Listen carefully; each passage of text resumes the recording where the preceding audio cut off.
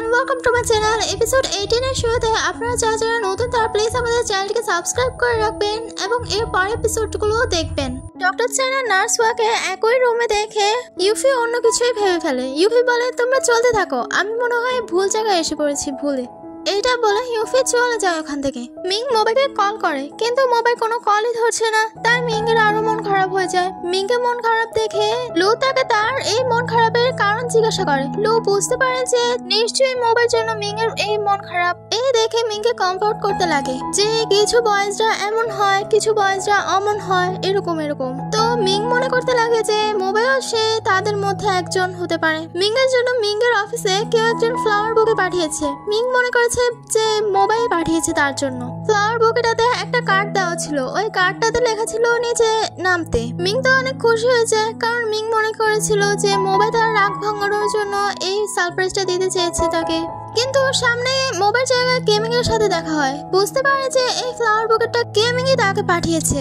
Gaming তাকে dinner offer করে, তো মিং মেনে যায়। রেস্টুরেন্টে তারা এটা কি ডিশ অর্ডার করলো এটা তো আমি নাম জানি না, কিন্তু আমি আমার মতো করে বলবো যে এটা সড়কওয়ালার খাবার হতে পারে। গেমিং সে রাঁধুনির অনেক প্রশংসাও করে। যাই হোক, তো গেমিং মিং এর সাথে কথা বলছিল। গেমিং কথার মাঝে মাঝে বারবার মোবাইল খারাপটাই বলে ফেলে, মানে মিং এর সামনে মোবাইলকে নিচু দেখানোর চেষ্টা করছিল। গেমিং যে মোবাইল নামে এত বদনাম বলছে, তাই মিং মোবাইল নামে এত বদনাম শুনে ওই সরকলা খাবারটি খেতে গিয়ে লবণ বেশি দিয়ে ফেলে। গেমিং এর মুখ তো বন্ধই হচ্ছে না, তাই মিং একেবারে রেগে যায়। গেমিং বলে, তুমি আমার কাছ থেকে কোনো হেল্প চাইলে হেল্প নিতে পারো, আমি সব সময় তোমার পাশে আছি। আর গ্র্যান্ডমা তোমার কথা বলছিল, তুমি কি আমাদের বাড়িতে আসতে পারবে? মিং মেনে যায়, কিন্তু হঠাৎ মিং এর কাছে একটা কল আসে। তাকে বলা হয় যে অনেক বড় একটা অ্যাক্সিডেন্ট হয়েছে, তার একটা নিউজ রেকর্ড করা দরকার। এবার মিংকে তো ওখানে তাড়াতাড়ি যেতে হবে। গেমিং তাড়াতাড়ি করে তার জন্য গাড়ি ঘুরিয়ে ওই লোকেশনে যায়।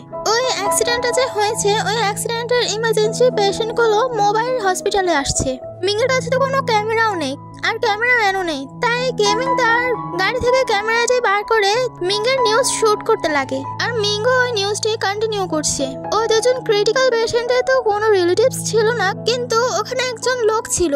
তাকে মোবাইল ইউফি বলে যে তাদের দুজনের মধ্যে যে কোনো একজনকে বাঁচাতে পারবেন আপনি।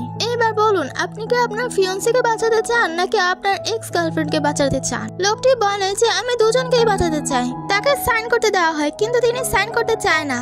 তাই গেমিং লোকটিকে তাড়া দিয়ে বলে যে আপনার এখন হাতে সময় নেই, যে কোনো একজনকে বাঁচাতে পারবেন, আপনার এইভাবে হলে হবে না, তাই সাইনটা করে দিন আপনি। তাই লোকটিকে সাইন করতে বাধ্য হতে হয়। ওখানে লু এসে পড়ে তাড়াতাড়ি করে মিং এর কাছে। গেমিং যে এতক্ষণ তার ক্যামেরা দিয়ে শুট করেছে তার জন্য লু তাকে ধন্যবাদ দেয়। অপারেশন থিয়েটার থেকে বের হয়ে মোবাইল বলে যে তারা দুজন ভাগ্যবশত বেঁচে গিয়েছে, কিন্তু একজন কোমায় চলে গেছে।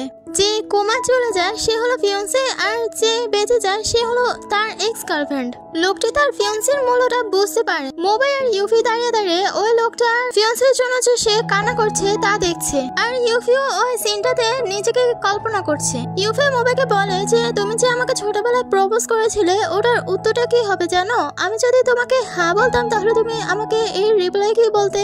মোবাইল বলে আমি জানি না। তাদের এই কথাবার্তাগুলো মিং দাঁড়িয়ে শুনছিল। মিং এর অনেক খারাপ লাগে যখন শুনে যে মোবাইল তাকে রিজেক্ট করে না আবার একসেপ্টও করে না। ইউফির কাছে তার হাজবেন্ডের কল আসে। ইউফি বলে যে আমি এখন বিজি আছি, তারপরও তার হাজবেন্ড তাকে আসতে বলে। এরপর মিং মোবাইলকে একটা জায়গায় নিয়ে যায় তার কিছু প্রশ্নের জবাব দেওয়ার জন্য।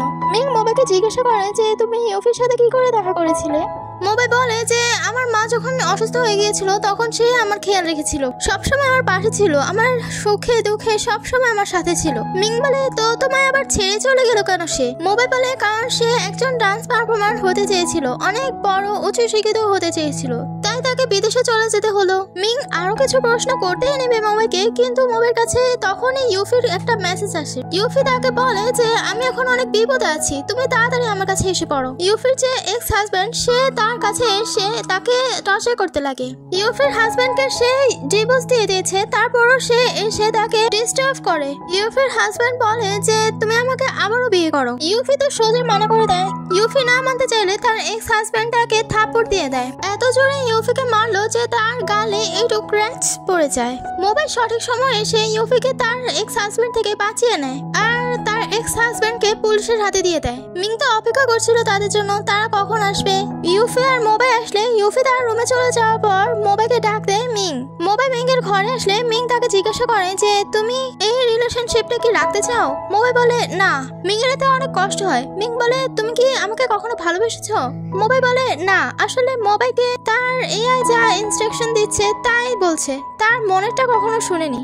মোবাই বলে যে আমাদের এই রিলেশনশিপটা তোমাকে অনেক কষ্ট দিয়েছে, এর যে ভালো এই রিলেশনশিপটা ভেঙে ফেলা, তাহলে তোমার আর কষ্ট হবে না। মিং তো ওখানে অঝরে কান্না করতে লাগে। মিং বলে আমাদের যে ব্রেকআপ হয়ে গিয়েছে এটা যদি আমি না মানি তাহলে। মোবাই তাকে ইগনোর মেরে চলে যায়। মোবাই বাসায় যাওয়ার পর তার বাবা তার মেমোরিজ গুলো চেক করে। অবশেষে এতদিন যে মোবাই দোটানা পড়েছিল ইউফি আর মিং এর চক্করে, ওই সমস্যাটাও ডক্টর লিন বুঝতে পারে। ইউফির হাজবেন্ড যে তাকে আঘাত করেছে তার জন্য সে মোবাইকে অনেক মিস করে। মিং তো বারে গিয়ে জ্যান্ত লাশের মতো ড্রিঙ্ক করেই যাচ্ছে। মিং এত ড্রিঙ্ক করেছে যে বাইরে ওয়েট্রেসও তাকে ড্রিঙ্ক সার্ভ করে না। ওয়েট্রেস বলে যে আপনি একজন সিঙ্গেল, তারপরও আপনি এত ড্রিঙ্ক করতে পারবেন না। তখনই মিং এর কাছে কেমিং এর কল আসে। কেমিং বলে যে তুমি কোথায় আছো। মিং বলে আমি বারে আছি। মিং তার লোকেশন কেমিংকে পাঠিয়ে দেয়। কেমিং মিংকে বার থেকে বাইরে করে আনলে মিং তার আর মোবাইয়ের সাথে কাটানো মুহূর্তগুলো ভাবতে থাকে। মিং এর আর মোবাইয়ের কিছু সুন্দর মুহূর্তগুলো ভেবে ভেবে মিং অঝরে কাঁদতে থাকে। কেমিং মিংকে বলে যে আমি কি করে আবার মোবাইল মনে জায়গা করতে পারে সে একটা উপায় বলো, কেন আমি তার কাছে রিজেক্ট হলাম। এই দুঃখের কথাগুলো মিং কেমিংকে বলতে লাগে। কেমিং বলে হতে পারে মোবাইল তোমার জন্য নয়, তাই তুমি তার কাছে রিজেক্ট হলে। কখনো কখনো আমাদের রিজেকশনও আমাদের ভালোর জন্যই হয়। এরকম আরো মোটিভেশনাল কথা বলে মিংকে। যত পাগলামো মাতলামো মিং এর সব সেরে মিং এর ঘরে আনতে পারলো অবশেষে কেমিং। কেমিং তাকে খেয়াল রাখতে বলে চলে যায়। কেমিং এর ব্যবহারে মিং এর মা অনেক ইমপ্রেস হয়ে যায়। সকালে মিং ঘুম থেকে উঠলে মিং এর মা তাকে জিজ্ঞাসা করে যে তুমি কাল রাত কোথায় ছিলে। মিং বলে যে আমার বন্ধুদের সাথে ছিলাম। মিং এর মা বলে যে না, তুমি বারে ড্রিঙ্ক করেছিলে, আমাকে সব বলেছে কেমিং। আর কেমিংই তোমাকে বার থেকে ঘরে এনেছে। যেতে যেতে মিসেস চ্যান এটাও বলে যায় যে ওই কেমিং যে তোমাকে পিক আপ করেছে রাতে সে অনেক ভালো ছেলে। তোমার ব্রেকআপ হয়েছে তো কি হয়েছে, আবারও তোমার কাছে একটা চান্স আছে কেমিং এর জন্য। এদিকে হসপিটালের সিঁড়িতে বসে ইউফি অনেক মন খারাপ করে বসে আছে। আমি তো বলে এখন আর মন খারাপ করার কারণটা কি, মোবাই আর মিং এর তো ব্রেকআপ হয়ে গেল, তাহলে মোবাইকে তো সে জিতেই নিল।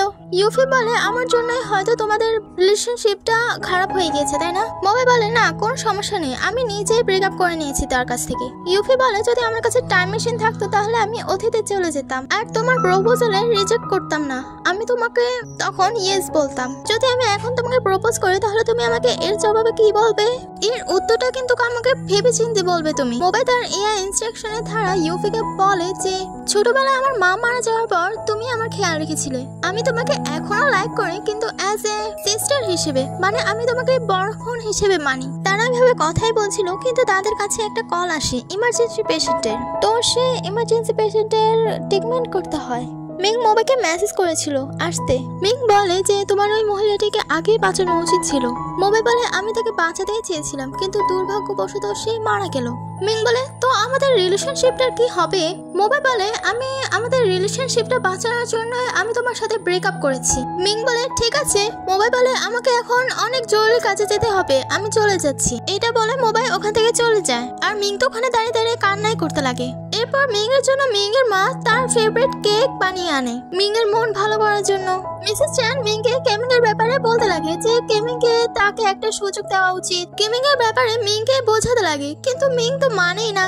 এত বক বক করছে বলে মিং তার মায়ের মুখে ব্রেড ঢুকিয়ে চলে যায়। এরপর চিফ এডিটর ওয়েবেকে খুঁজতে লাগে তাকে কাজ দেওয়ার জন্য, কিন্তু ওয়েবে চিফ এডিটরের সামনে অনেক বিজি থাকার চেষ্টা করে যেন কাজটা না দেয়। মিং এর ফ্রেন্ডরা এত বিজি দেখে মিং বলে যে আমাকে ওই কাজটা দিন, আমি করে দেব।